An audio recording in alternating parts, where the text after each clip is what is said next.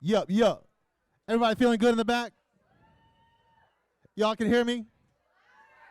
You want it a little bit louder? We're going to make it a little bit louder. Ladies and gentlemen, allow me to introduce you to my good friend, Nate Chandra. Give it up one time, nice and loud. Big Nate. We need more volume. Now turn it up. DJ Sam tonight. What's up, everybody? We are here live from Beverly Hills at the Sofitel Hotel. And we're going to get real live for you tonight. We got some good stuff coming for you, so check it out. More volume in the music. Mic's good. Yeah. Welcome to the formula. We about to get down. Check the lyrical, rockin' to the G sound. Native on the mic, so you know it's fly. And I'ma get real funky tonight. I drove it in my carriage and skating the wheel. It's my party tonight, so I'ma do what I feel. Swag on 100, so you know the deal. And at the formula, you get nothing but the real. Yes, yes, that's how we're gonna do it. Koda, get him, come on, get him.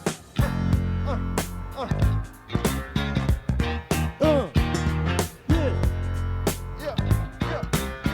Come on. Yeah. Give it up for Koda. Yes, stay up here. Give it up for Koda, Yo.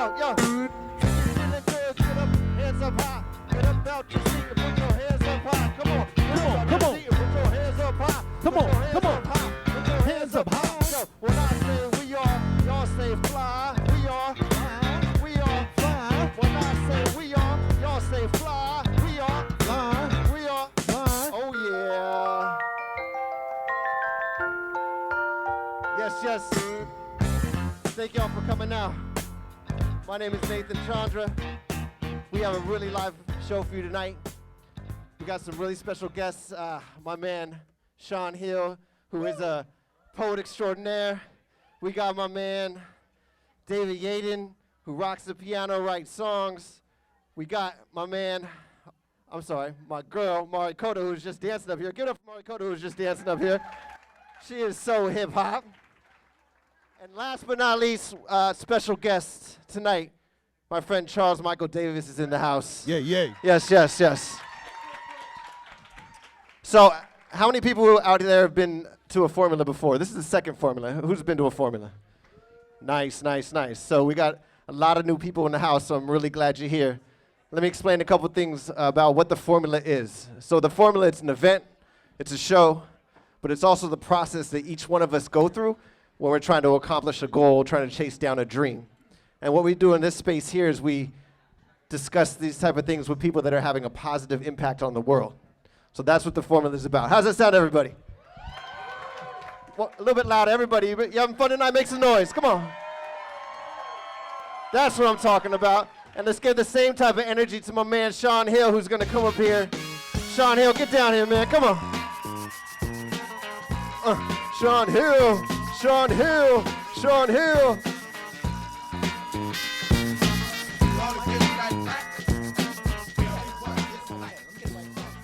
How we doing? Yeah? How many of you have heard of spoken word poetry before, ever in life? Wow. How many of you, this is your first time ever? All right, a couple people. Cool. So for those of you that don't know spoken word poetry, I'm going to say a lot of words at you. A lot of them.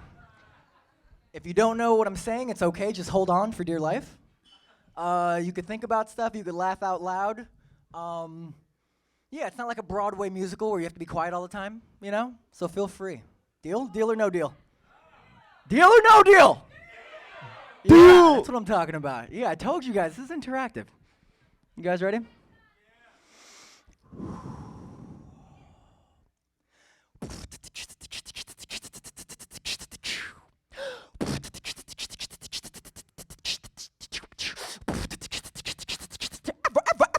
Open mics like autopsies, commune with perspectives like dissected organs, absorbing the truth within every story until I needed a sedative. I became Oh, bored with the negatives, lyrically spliced life was much like rolled dice in practice. True positivity till I finally became immune to negativity like oranges with vitamin C, breaking hinges off the door. If you invited me to a pity party, hardly a force to be reckoned with, infected with so much positivity, I pee pet peeves until my pee is seen clearly.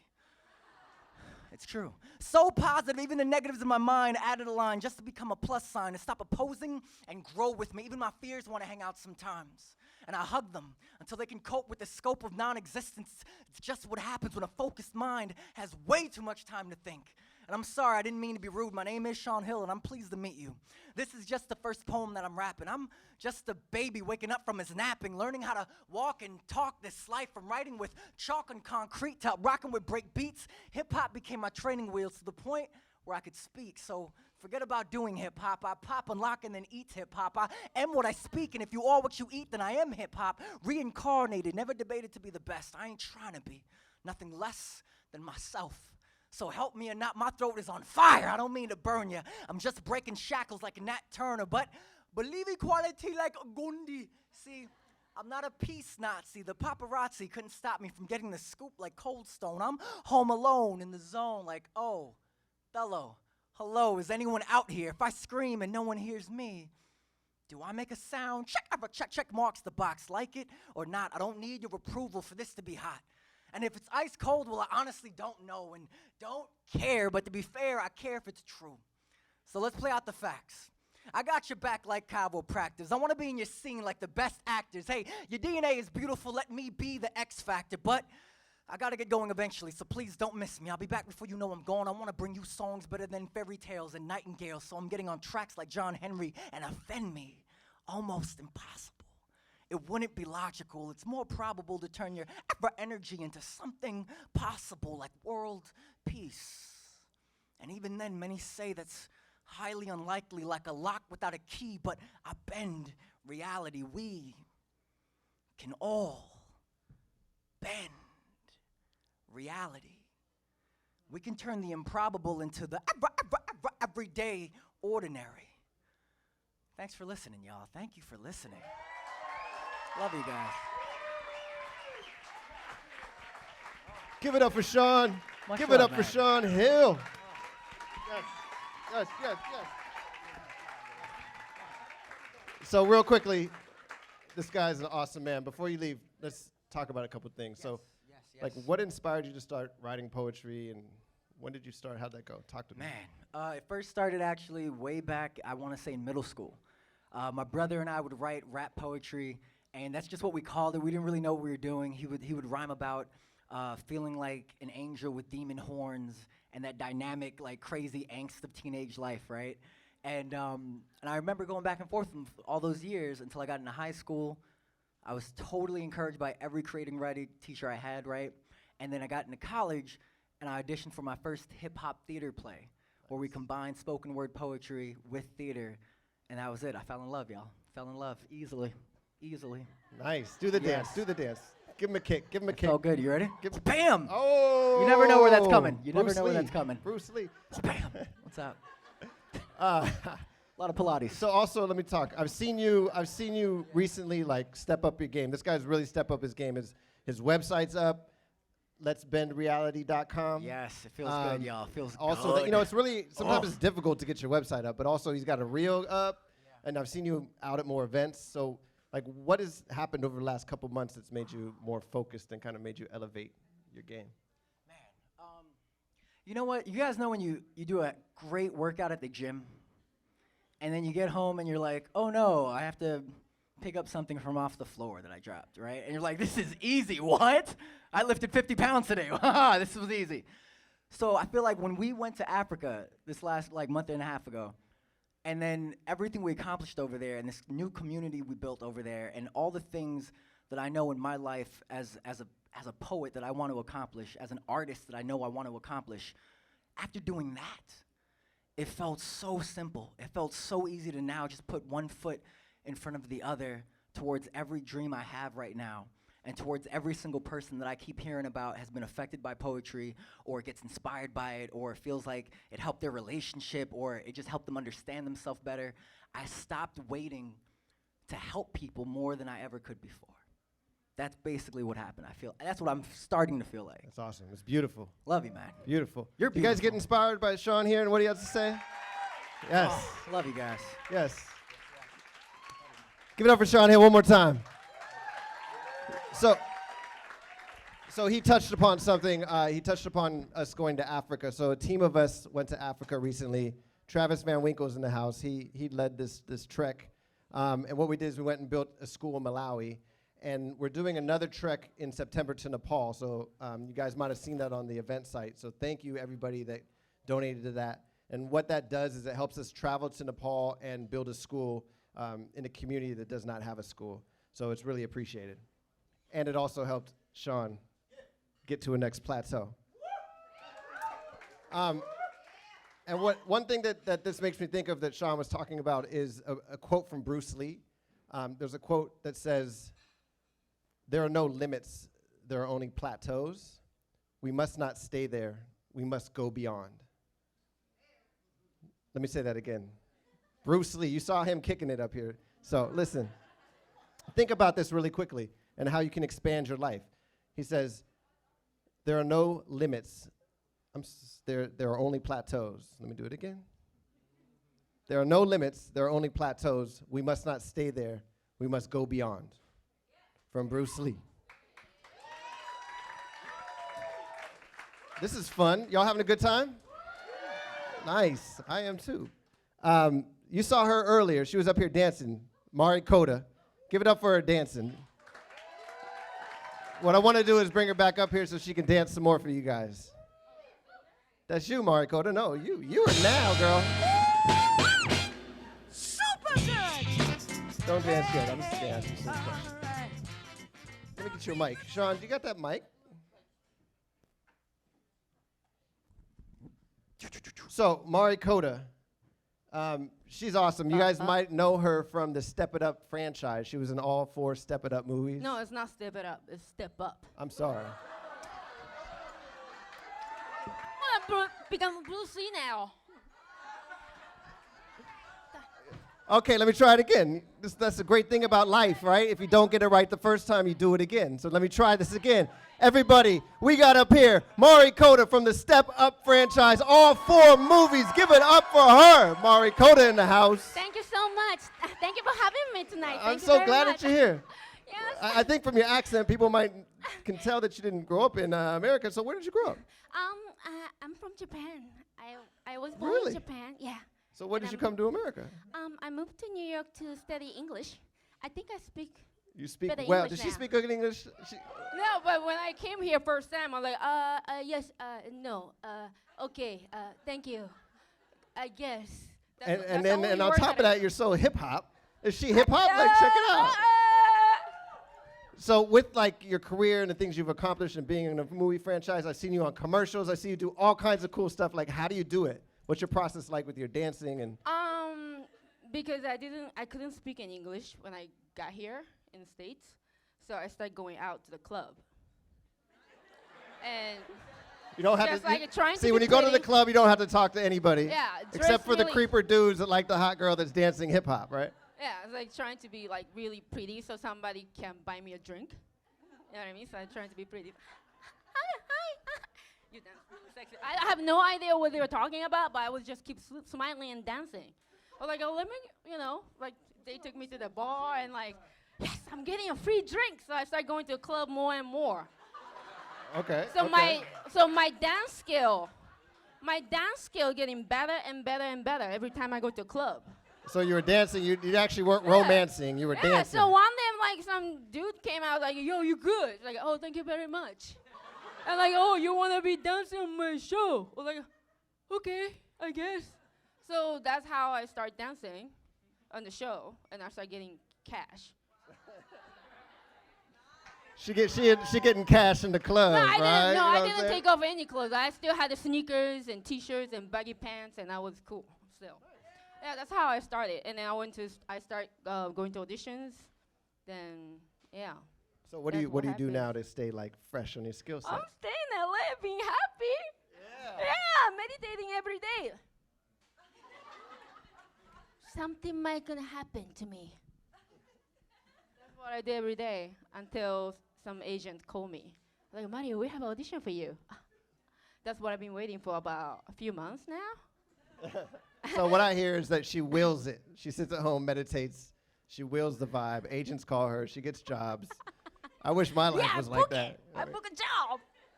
Well, you know what? How about this? I'm going to jump off stage. I'm going to let you do your thing. Dance. You can teach people to dance. You can do whatever you want to do. This is your time. Rock and roll. Really? Yes. By myself? Wait. Hold on. Oh, it's okay. You can start. I was joking.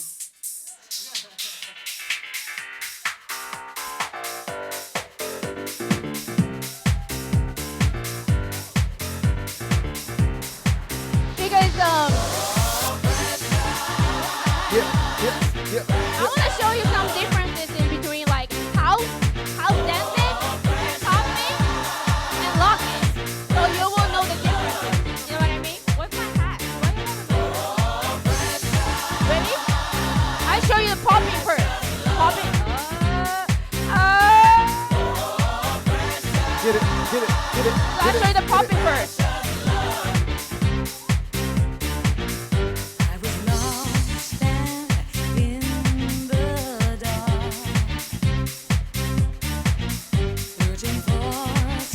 Give it up for popping. Give it up for popping. Now lock it.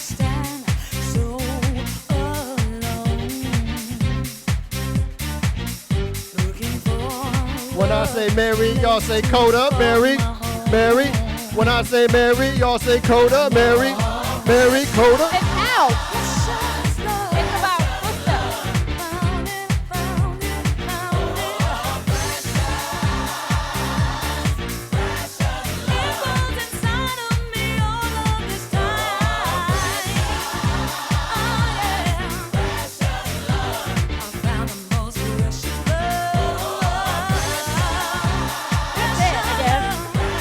Nice. Thank you so much. Nice. She's pretty fly. Wait, hold on. The website says I was the actress. I dance so much. What should I do now? They're gonna thinking like, oh, she's a dope dancer. You got a monologue in you? Huh? Sure. Well, it's okay, I guess. So she's an actress. She's a dancer. She lives hip hop. She's from Japan. She learned to speak English in the club but didn't talk. She got cash. This is Mari Koda. Give it up for Mari Koda. Thank you. I feel like you have too much information now. Everybody has the information now. It's on the internet. I'll make sure I read and step it up. I'm sorry. Step up! And also, Mary Koda's awesome. Give her one up. Give another round of applause for Mary Koda. Come on.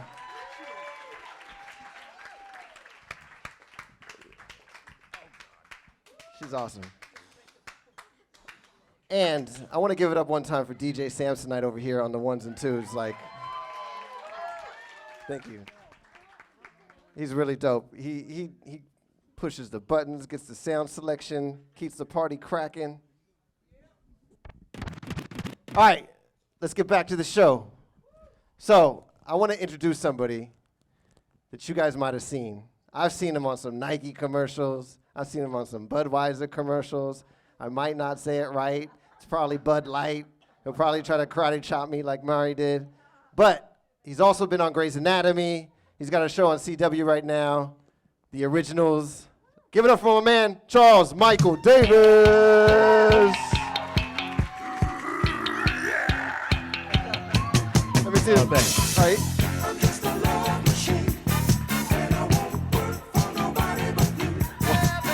All right. Why is that my batter's box song? I come out to that. So you're gonna dance tonight, right? Yeah, I feel inspired now that I know 3 different types of dance. Grab a seat. My house dance. I know. I feel so inspired. I want to do spoken word and dance at the same time. You can rap too, right? Yeah. All right. Nice. Rap too. Thanks for Spoken being word. here, Charles. Thanks for having me. Appreciate it. And thanks for everyone else sharing their formula. Yeah. One person meditates, the other person writes his lyrics down.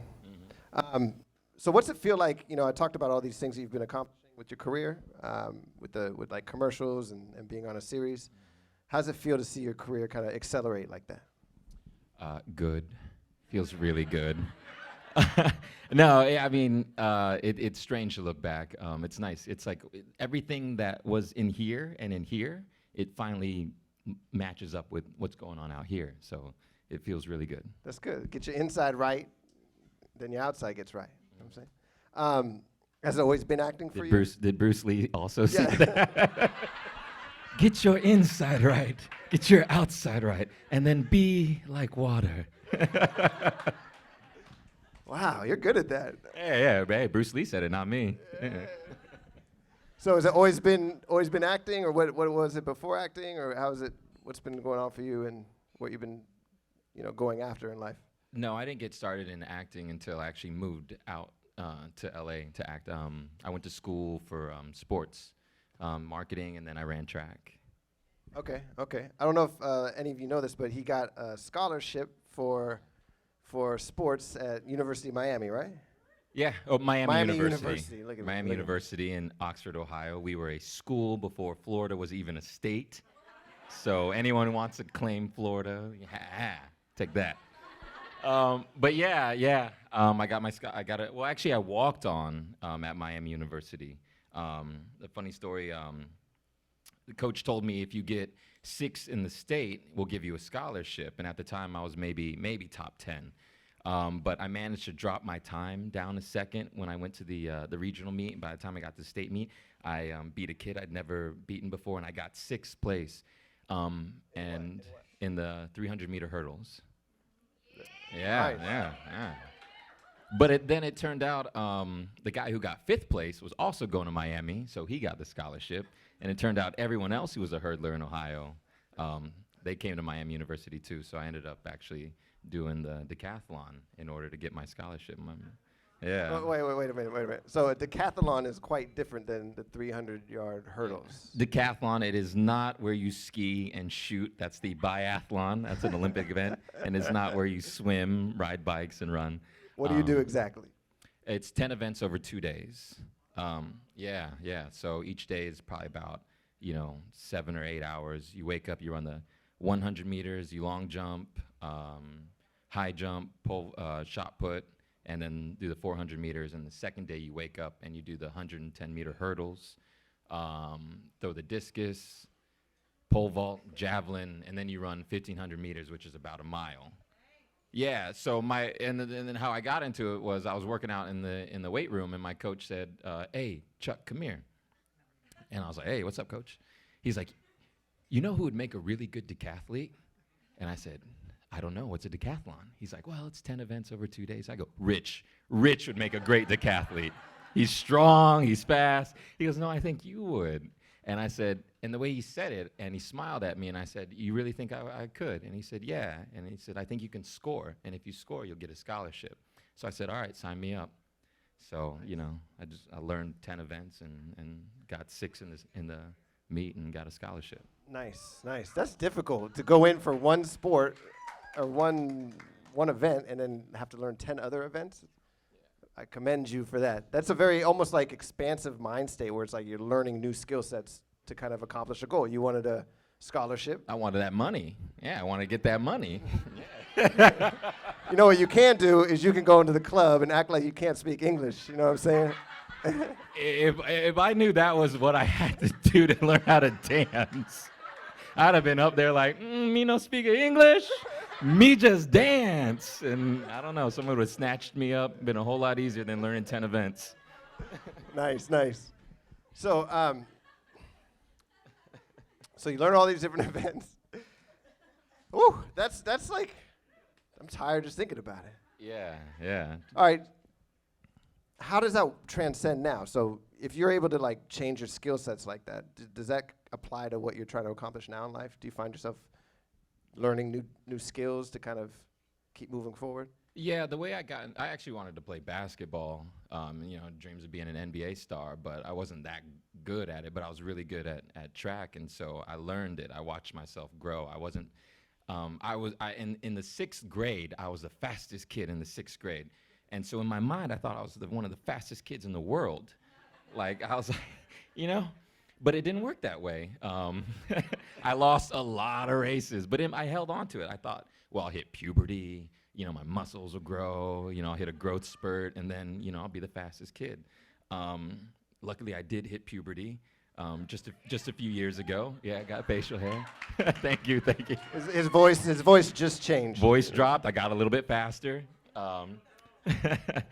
No, but I did. I got faster, and I started winning races. And I started winning a lot of races in my junior year, and then I would go on with that confidence into college, and then I learned 10 events. And so I thought, well, when it came to acting, I thought I could learn that. That's only one thing. And so I took that confidence, and took that confidence and that arrogance and that ego, and I moved to Los Angeles.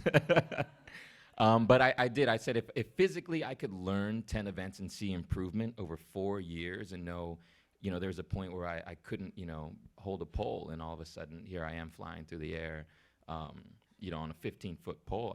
It gave me a lot of confidence, and it showed me that with time and persistence and patience, I could learn things, So it helped me when I moved out here and I jumped into acting, and I learned voiceover, and then I started taking dance classes. I take hip hop, I take ballet now. But yeah, I just never stopped being hungry to learn new things, new disciplines. Nice. So you're learning all these new disciplines. You see your career accelerating. What are you looking forward to as far as accomplishments in your vein of acting and what you're trying to go towards? Yeah, I said I wanted to be like a decathlete of the arts. Like, I wanted to be accomplished in many different things. So photography was one of them. I took up photography, and I shot some of the people here, like my friend Mercedes over there. I can't see her with the light. Yeah. Her one of the pictures on her card, I took that picture. But photography, directing, just directed a video for you. Nate has a great song out. Thank you. He's a good director. Yeah. And then acting, and then voiceover, and then now moving into studying and learning writing, and eventually want to produce, and I've been shadowing and directing, and I just want to keep expanding and growing. Awesome. So who do you look up to in your who do you look up to? The Rock. Actually, Dwayne Johnson. Yeah, let me laugh. I'll Say it tell again. you why. Say it again. The Rock. The Rock, Dwayne Johnson, and Denzel Washington. Yeah, naturally. Yeah. But The Rock, I don't know if you guys noticed, but he was the highest paid actor in his first film role, and he didn't even say a word. He got $1 million, right? And he's of mixed What'd race. What'd he say? What? What'd he say? The Rock. He didn't say a word. He just came on screen. His presence. He has great presence, and he's charming. And I watched his documentary, and it wasn't always good for him. Just like for me, it wasn't always good. There was a time where I didn't work for a long time, about 4 or 5 years, when I moved out here. And The Rock, I watched his documentary, and he was this nice guy, and he played the nice guy, and people would boo him. Like he just couldn't win. And so he told Vince McMahon, he said, give me 30 seconds. I want to say what I feel and what I want to say. And he said, you know what? I'm from University of Miami. He was a Hurricane. He said, we invented swagger. He's like, that's not who I am. So he got on the mic, and he told the crowd off. And he came with this attitude, and he sort of invented this age of attitude. And so here I said, here's a guy who is a nice guy, and he's charming. But in him is this competitiveness and this swagger, and he's not afraid to show it. And that's what the crowd responded to. So for me, I played like a nice guy on Switched at Birth, and I was out in 4 episodes. They said I didn't have enough sex appeal with like the lead. No, I had to go back and Does he got sex appeal? Oh, Come on, ladies, sex appeal right here. Put him back on the show. Hey, calm down. Somebody watch She out can't for speak her. English, but she can scream when she sees sexy. Yeah, her first language isn't English, but I can read her body language. Yeah. Yeah. I learned a thing or two at the clubs.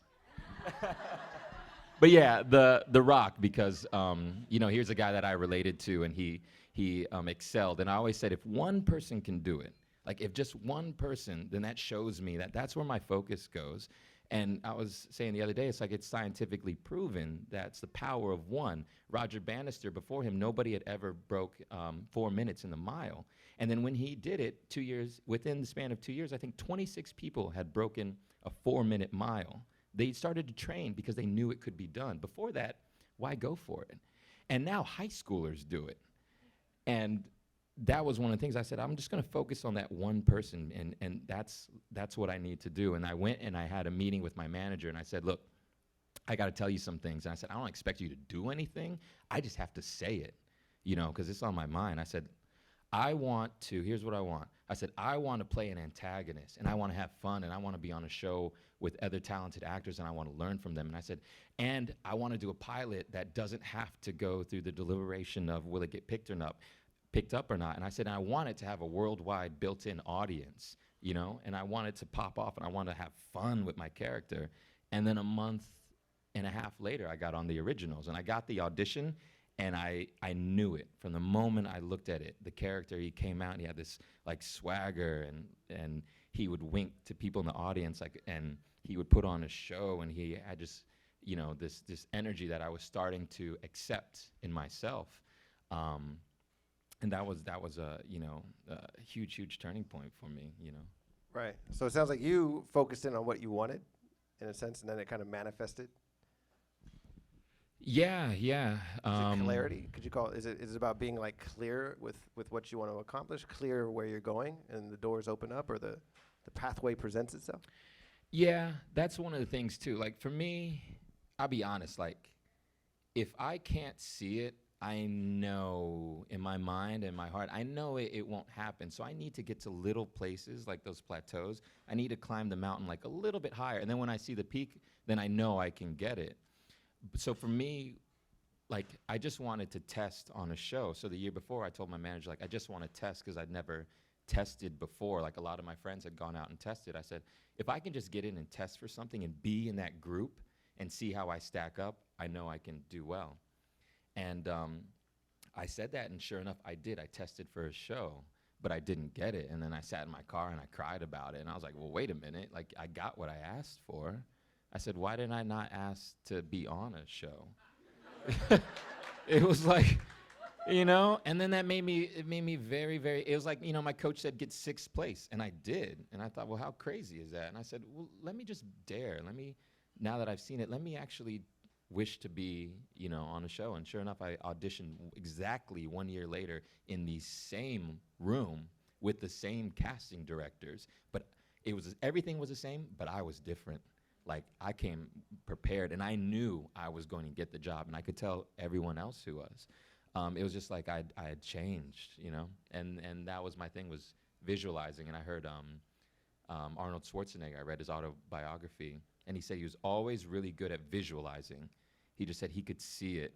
And it happened to him. He said his first, I think it was like a Mr. Olympia or something, he was in England, and he thought, if I can just get top 6, I know I can come back and win next year. He got 2nd, and then he told himself, wait a minute, why did I even go for 6? He goes, never again will I ever go for 2nd place, or never again will I just try to get in the door. And he said he was always good at visualizing winning. And, you know, I see in me where, you know, I have that ability and where I need to get clear on it sometimes too. That's a good thing to go home with. We're not leaving just yet, but go for number 1, right? Like, if you're going to do something, go all the way, visualize that, and it will be. Might take a while, we'll have to work hard, but it's good to get there. Mm-hmm. Couple more questions that I always ask people.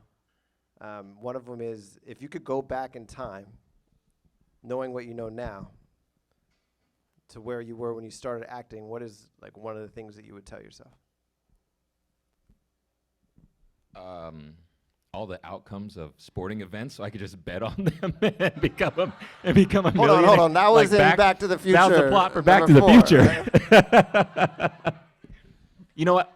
I would have told myself, relax, because I see how a lot of coincidence, and I believe in faith in God, and I see how a lot of things that were out of my control came into play, which helped me get the job. And I see how I got stressed out a lot, and I see how sometimes I was tough to my friends, and I see how every audition I didn't get was pushing me towards this one. And I would just have told myself, like, don't even sweat it. Like, walk the straight and narrow path. Like, when a storm comes, don't doubt yourself.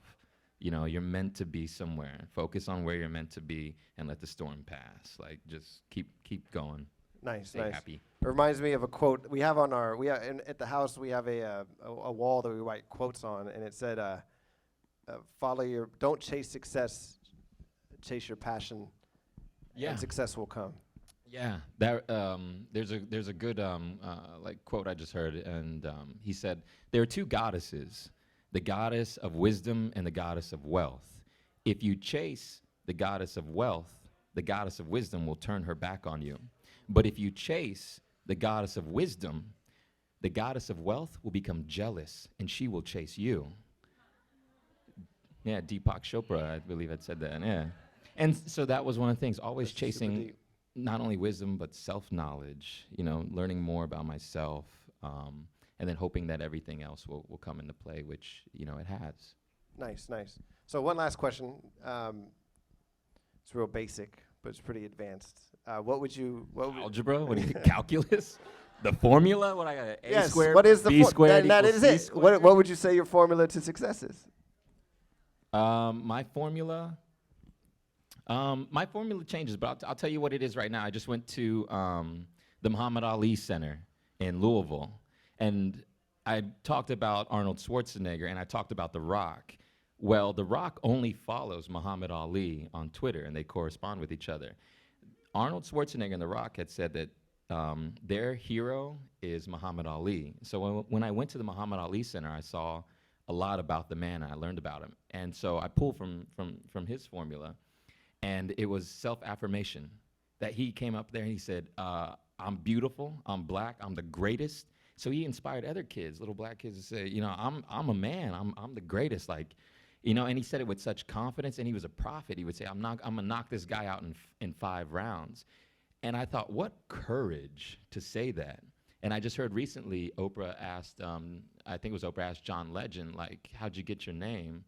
I heard it was Kanye. And he says, well, if anyone who knows how to believe in themselves is Kanye. Like, dude has an album out called Yeezus. But he said, actually, no, it was a poet friend of his. And he said, the friend said, yo, you should call yourself Legend. And he thought, whoa, I don't know about that. And then he thought about it, and he said, you know what, let me not call myself John Legend, not out of fear that I won't be a legend. That's not a reason not to affirm yourself. And I was like, And so she says, do you feel like you're living up to your name? And he says, like, I'm still working at it. And I love that. So it's that self-affirmation, but also that persistence and keeping at it, Nice, nice. I love when this guy talks. He's like a book of knowledge. He's got quotes. He talks about things he's reading. Give it up for Charles Michael Davis. Thank you so much Thanks, for coming guys. out here, man.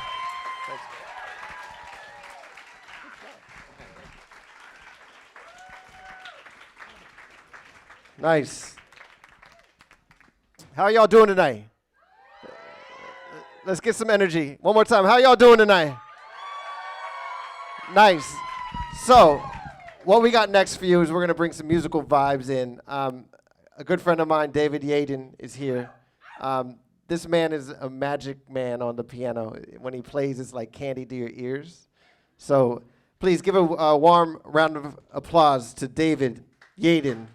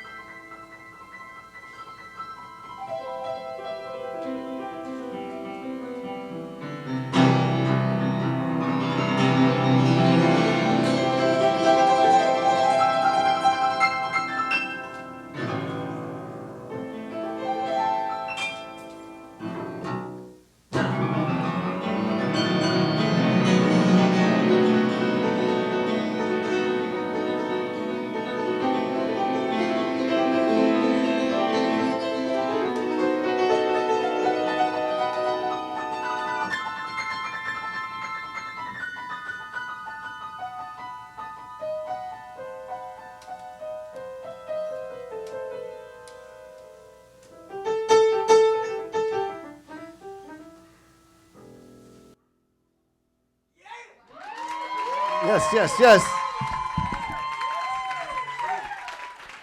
I told you, candy for your ears. Dave Yaden.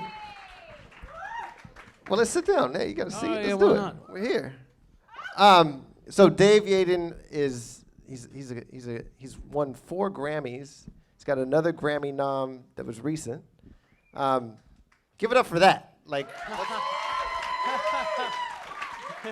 So how'd you start playing piano? What inspired you?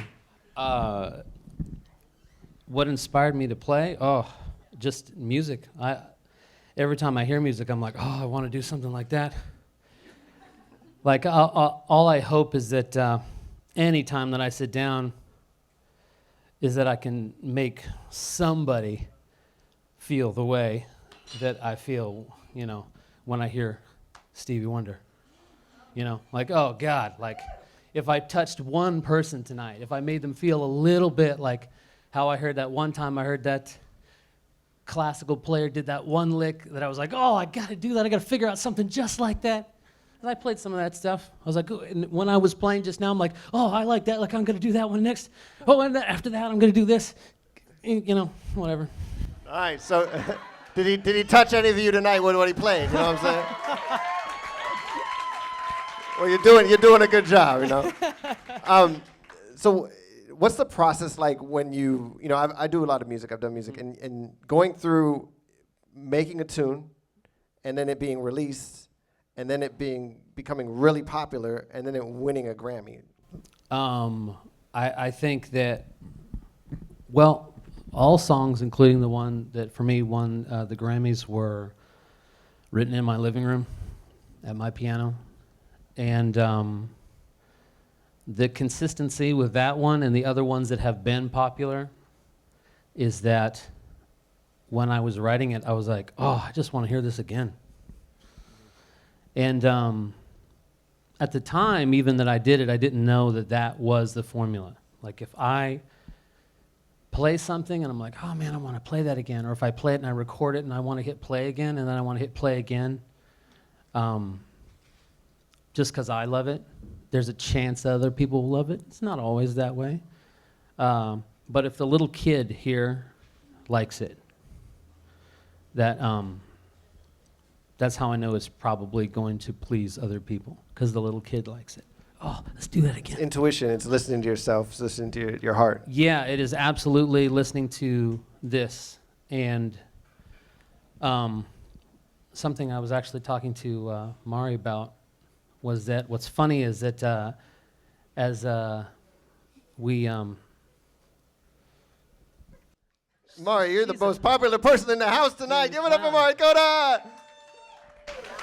Was that we as artists, we judge ourselves. We do whatever it is, if we're talking about dance moves or whatever it is, and there is a certain artist that does not judge themselves, that and it's not even that they don't know better, they don't even know to do it. Those people are to be envied. And then there's a bunch of other people that will do something, and because we want, like I said, Stevie Wonder, so I'll play something and be like, oh, it doesn't sound like Stevie Wonder, it sounds like shit. And what I found, though, is that it is not good to let it fall there, because actually if you are trying to do art to please other people, the irony is that you won't please other people if you're not pleasing yourself. So you have to do something that you love. So all that stuff that I did just now, because I was like, oh, well, I guess I'll just make something up. Well, so I was making up stuff that I like to do. I play like that at home. So, but what I have found just by testing my things out, just live, it tends to be that the things that I love, the guilty pleasures, those are the things that people love the most. Then that's been my experience, and so I've learned that guilty pleasure is a dangerous. It is a very apt term, but we have to be careful of it. Like if you're like, oh well, that's cheesy, or that's this, or that's that. It may be cheesy because it's common to you, but the thing is what's common to you is probably not common to everybody else. One of the best pieces of advice somebody gave me when it comes to music is nobody does you like you. In fact, nobody can do you like you. So the sooner that you start doing you, you know.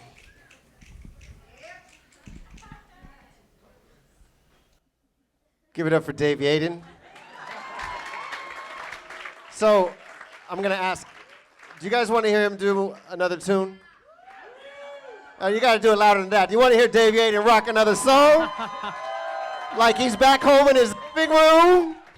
Let's do it. I'll get you the mic over here, man. Oh, excellent, excellent. Yeah. No, not the piano. Lou, if you could help mic the piano, that'd be great because it wasn't on. I think it's mic'd. It just needs to be Oh, no, turned up. I don't think we need to. If you turn the piano, you can't see my fucking beautiful face, yo.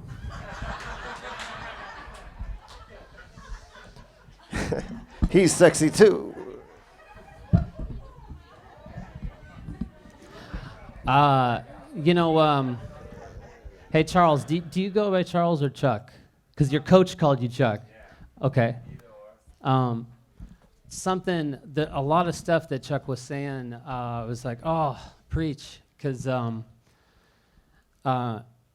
he's talking about confidence, and that's that. I don't know if you guys recognize, but I just said a different version of that, because that's what it is. It's confidence in who you are. Nobody does you like you. Do you? Let somebody else decide whether it's good or not, or whether they like it or not. It's not even whether it's good, it's whether they like it. Like, you'll find out when you get the job. If you didn't get the job, then it wasn't your job. But do you. Don't try to do, if I try to do Chuck, like, I'm good looking, but not that good looking,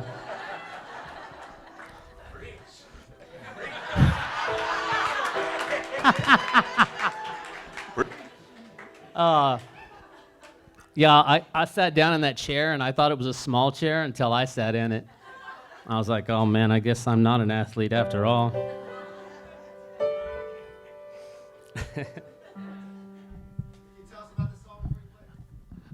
Yes.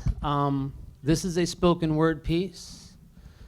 It is, I probably wouldn't have done it if it weren't for my friend Sean. If I don't do anything else, write anything else in my life, because I wrote this one, and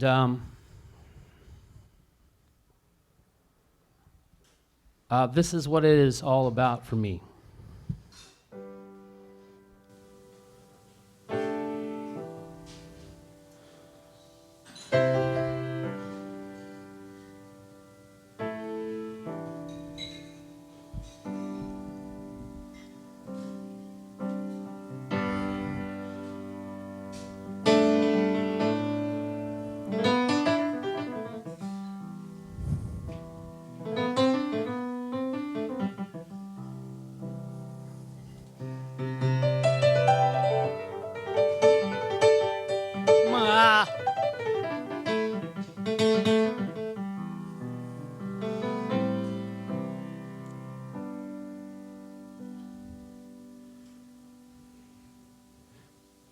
I guess I got to admit,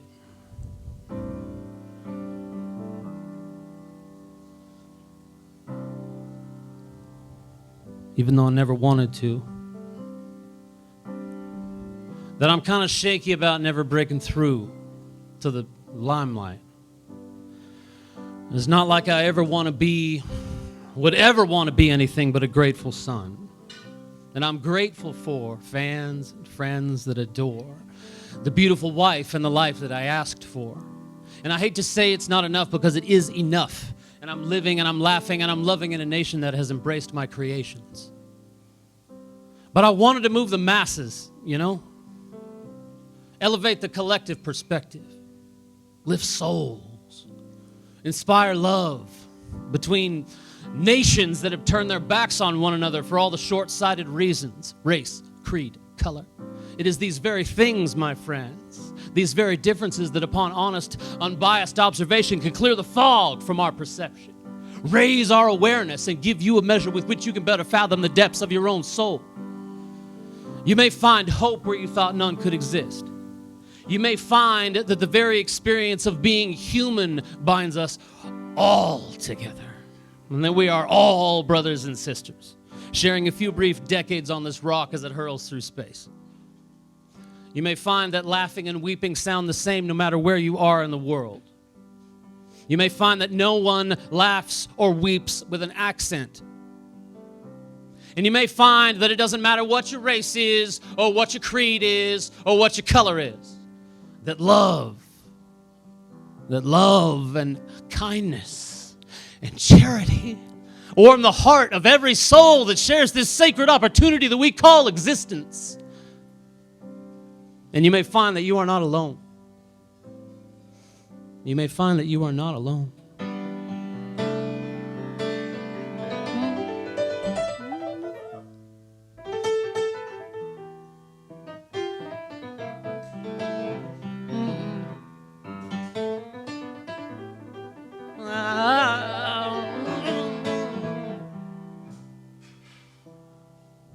What will they say about me when I'm gone?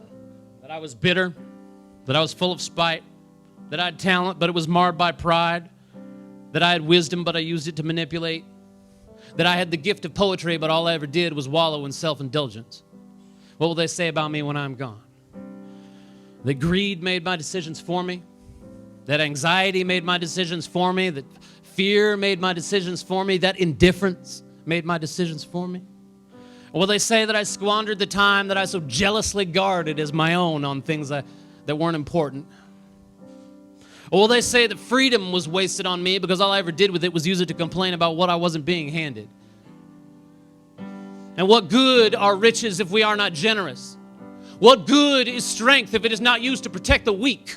What good is beauty if it is not graced with humility? And what good is any gift that any of us ever have if we do not use it to help our fellow man? What will they say about me when I'm gone? Will they say he was ever so slow to anger?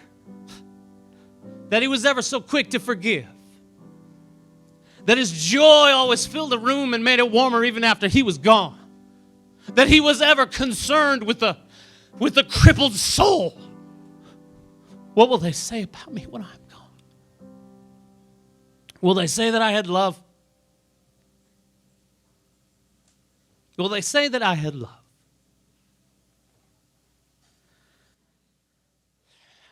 And I know it's all very well and good, my friends, to talk.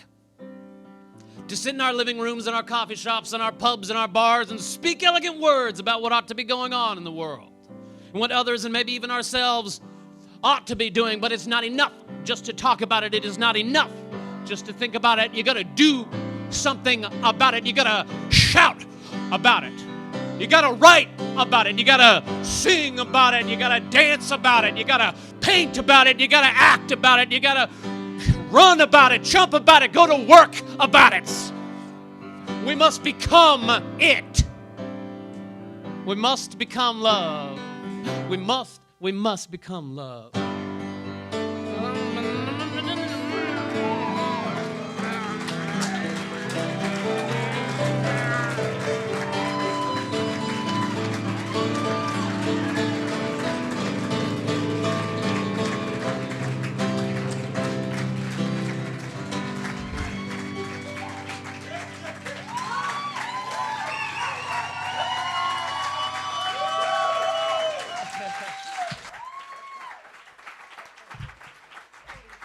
Give it up for Dave Yaden, official.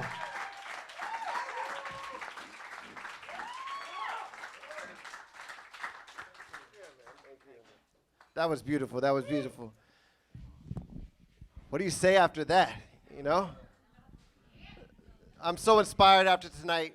One of the things that I kept hearing was just capacity. It's like we have so much capacity in each one of us that we just need to keep accelerating and get past that plateau, keep going on, keep building. And that's what I want to leave you with tonight. Just think about your formula. Think about how these other people up here are chasing their dreams and accomplishing things, and apply that to your life. And hopefully you leave with some type of nugget of knowledge that's going to help you continue down your path of success. My name is Nathan Chandra. This is The Formula. And thank you for coming out.